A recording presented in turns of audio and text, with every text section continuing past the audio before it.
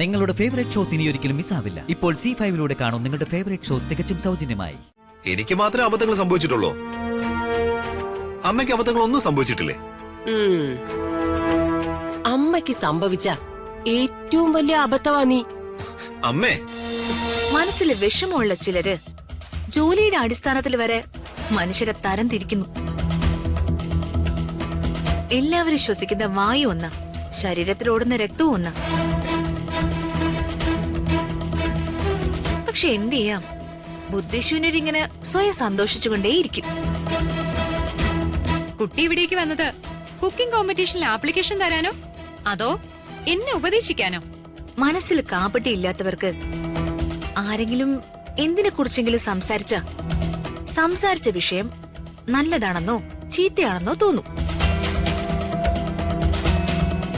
കാപ്പട്യമുള്ളവർക്ക് പറഞ്ഞത് തന്നെയാണെന്ന് തോന്നും. ഞാൻ പറഞ്ഞത് സെക്രട്ടറി മാഡത്തിന് ഫീൽ ചെയ്തോ? ഏയ്, എനിക്കങ്ങനെ ഫീൽ ആവത്തൊന്നുമില്ല. ഞാൻ മനസ്സിൽ കപടമില്ലാത്ത ആളാ, അല്ലേ അംബിക മാഡം? ആപ്ലിക്കേഷൻ എടുത്ത് അവക്ക് കൊടുത്തിട്ട് സൈൻ ചെയ്യിക്ക്. എന്തിനാ വെറുതെ സമയം കളയുന്നേ? അയ്യോ, എനിക്കൊരു ധൃതിയില്ല അമ്മായി. അമ്മായി കൊണ്ടുവന്നിരിക്കുന്ന ഷെഫിനെ ആദ്യം സൈൻ ചെയ്യിപ്പിച്ചോ. അതെ, ആദ്യം വന്നത് അംബിക മേഡം ആണല്ലോ. ഋതികെ, ഞാൻ നിന്നോട് അവസാനമായിട്ട് ചോദിക്കാം, വെറുതെ കോമ്പറ്റീഷനിൽ പങ്കെടുത്ത് നാണം കെടാൻ നിക്കണോ? അല്ല, മോള് മത്സരത്തിൽ ജയിക്കുമെന്ന് അംബിക മേഡത്തിന് ഒരു പേടിയുണ്ടെന്ന് തോന്നുന്നു. What A nonsense. ഞാനുള്ളപ്പോ ഇവള് ജയിക്കാനോ?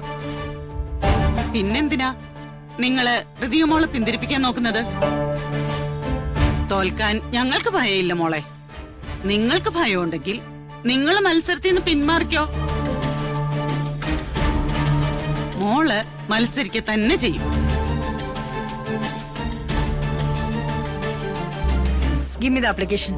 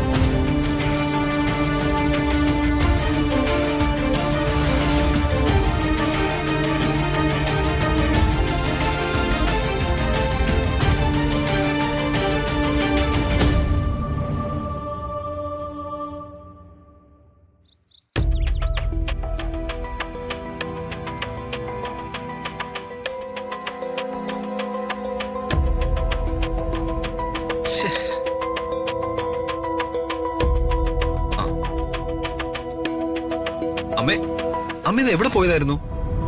ഞാൻ വിളിച്ചിരുന്ന കോൾ അറ്റൻഡ് ചെയ്യാത്ത. എന്റെ കയ്യിൽ നിന്ന് വാങ്ങിച്ച 5 ലക്ഷം എവിടെ? ഇന്ന് തരാമെന്ന് പറഞ്ഞാണോ ആ കാശ് നിന്റെ വാങ്ങിച്ചേ? അല്ല, പിന്നെന്തിനാ നീ ആവശ്യമില്ലാത്ത ചോദ്യങ്ങൾ ചോദിച്ച് വെറുതെ സമയം കളയുന്നേ? അമ്മ ആ കാശ് അവളെ കുക്കിംഗ് കോമ്പറ്റീഷനിൽ തോപ്പിക്കാൻ ഇറക്കി കാണും അല്ലേ? അതെന്തിനാ നീ അറിയുന്നേ? അതിനകത്ത് കയറി ഇനി നിന്റെ ബുദ്ധി കൂടെ കൂട്ടിക്കൊഴിച്ച് ഞാനിപ്പോ ഉണ്ടാക്കി വെച്ചിരിക്കുന്ന ഒരു ഫ്ലോ നീ ആയിട്ട് കളയരുത്. എന്റെ പൊന്നു മോന് കഴിക്കാനോ കുടിക്കാനോ എന്തെങ്കിലും വേണമെങ്കിലേ അമ്മ റൂമിലെത്തിക്കാം. ദയവ് ചെയ്ത് അതിനകത്തുനിന്ന് പുറത്തേക്ക് വരരുത്. ആ കോമ്പറ്റീഷനെ ഒന്ന് കഴിഞ്ഞോട്ടെ. അമ്മ പറയുന്ന കേട്ടാ തോന്നുമല്ലോ ഞാനൊരു അട്ടർ ഫെയിലൂർ ആണെന്ന്. എനിക്ക് മാത്രമേ അബദ്ധങ്ങൾ സംഭവിച്ചിട്ടുള്ളൂ. അമ്മയ്ക്ക് അബദ്ധങ്ങൾ ഒന്നും സംഭവിച്ചിട്ടില്ലേ? അമ്മയ്ക്ക് സംഭവിച്ച ഏറ്റവും വലിയ അബദ്ധമാ നീ. അമ്മേ, എടാ, കൊണ്ടുപോയി നിസാരമായിട്ട് കളഞ്ഞു കുളിച്ച 25 ലക്ഷം രൂപയെ എങ്ങനെങ്കിലും തിരിച്ചു പിടിക്കാനുള്ള വഴി നോക്ക്. എന്നിട്ട് സ്വയം വന്ന് മഹാനാണെന്ന് പറ. അപ്പോ അമ്മ സമ്മതിച്ചു തരാം. എന്റെ മോൻ ദീപക് മിടുക്കനാണെന്ന് വേണമെങ്കിൽ 10 പേരോട് വിളിച്ചും പറയാം. അയ്യോ വേണ്ടേ, ഞാൻ അമ്മയോടൊന്നും ചോദിച്ചിട്ടുമില്ല, അമ്മ എന്നോടൊന്നും പറഞ്ഞിട്ടുമില്ല. ദീപക്കേ, നീ എന്റെ അക്കൗണ്ടിൽ നിന്നും കൊണ്ടുപോയ 25 ലക്ഷം നീ കഷ്ടപ്പെട്ട് ഉണ്ടാക്കിയ അതിൽ നിന്നും 15 ലക്ഷം ഞാൻ നിനക്ക് തന്നെ തിരിച്ചു തരും. ഏ? നീ ഒന്ന് ട്രൈ ചെയ്യ്. ചെയ്യാമേ, ഞാൻ ട്രൈ ചെയ്യും.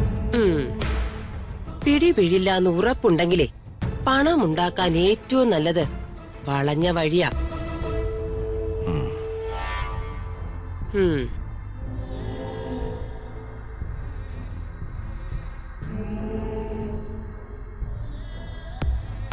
25 ലക്ഷം ഞാൻ എങ്ങനെ ഉണ്ടാക്കും?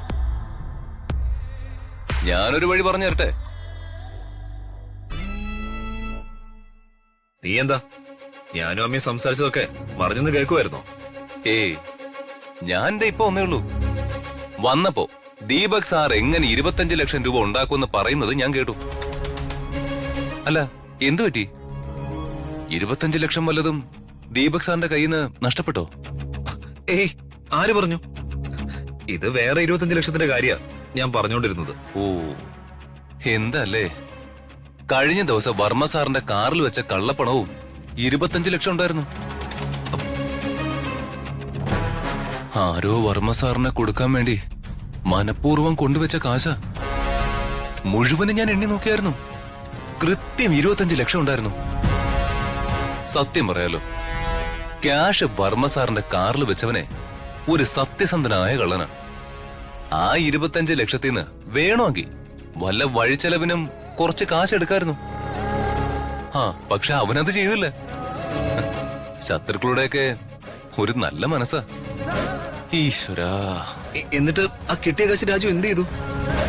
ആദ്യം ഞാനത് വർമ്മ സാറിനെ വിളിച്ച് നേരിട്ട് കാണിച്ചു കൊടുത്തു. എല്ലാം ഒറിജിനൽ നോട്ട്സ് ആണെന്ന് മനസ്സിലായപ്പോ സത്യസന്ധനായ എന്നോട് ആ കാശ് വർമ്മ സാർ എടുത്തോളാൻ പറഞ്ഞു. നിന്നോട് എടുത്തോളാൻ പറഞ്ഞോ? ആ, ഞെട്ടിയില്ലേ ദീപക് സാർ, ഞെട്ടിയില്ലേ? ഞാനും ആ മഹാമനുഷ്യ പറയുന്ന കേട്ട് ഇതുപോലെ ഞെട്ടിയതാ.